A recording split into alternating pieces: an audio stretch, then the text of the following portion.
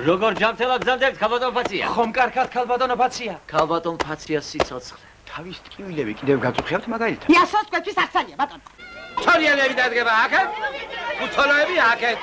მიდორზე განმოსული არავინ დავინახო იწოდა. აბა, ჩაგვეხეთ ბოძი. მე მოსაკრავი თავი კი არა მაგვიძია. რომ შეგეშინა შეუბედურდა. წადი და შინდა დეკით. მე რა ვიცი შეგანობა ბიჭო. რასა რომაბო.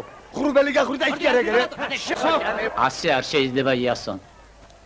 მე ნახევარი ძალი დავარტყი. აი ბიჭი აქ საცხარი ხარ ბიჭია. სული არ გაგიცხია. კი გავაცხე.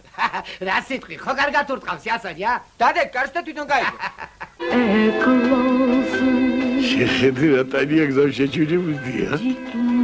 ხოთი მოიგებს უსერაგ მესამე. ნამუსიან თამაშულა.